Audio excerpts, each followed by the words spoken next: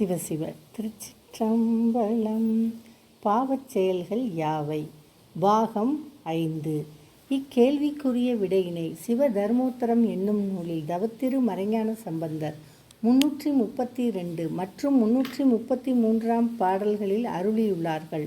முதலில் 332 பாடலை காண்போம்.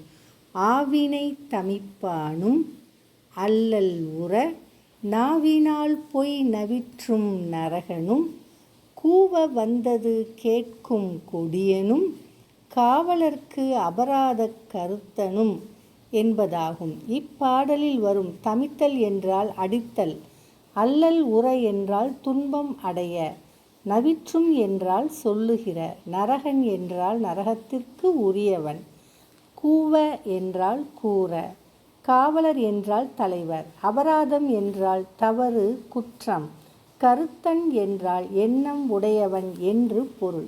இனி இப்பாடலின் பொருளை காண்போம். பசுக்களை வருந்துமாறு அடித்து துன்புறுத்துகிற செயலும், நாவினால் பொய் புகழுகின்ற நரகத்துக்கு உரிய செயலும், பிறர் சொல்ல வந்ததை மறைந்து நின்று கேட்கின்ற பொல்லாத செயலும், தன் தலைவனுக்கு குற்றம் புரியும் செயலும் பாவச் செயல்கள் ஆகும். அடுத்ததாக 333 பாடலை காண்போம்.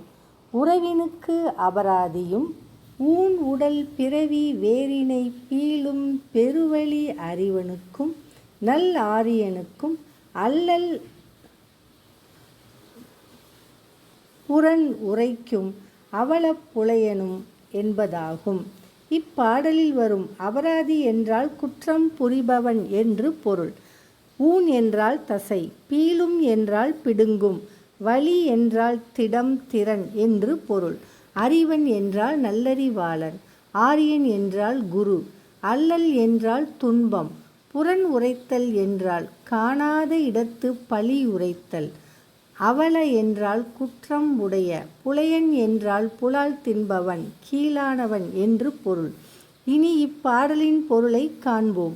உறவினர்களுக்கு தீங்கு செய்யும் செயலும், தசை பொருந்திய உடம்பை பெறுவதற்கு மூல காரணமாகிய ஆணவத்தை பிடுங்கி அகற்றும் திறனுடைய நல்லறிவாளனுக்கும் ஆசானுக்கும் துன்பத்தை உண்டாக்கும் புறம் கூறுதலாகிய குற்றத்தை புரியும் செயலும் பாவச் செயல்கள் ஆகும்.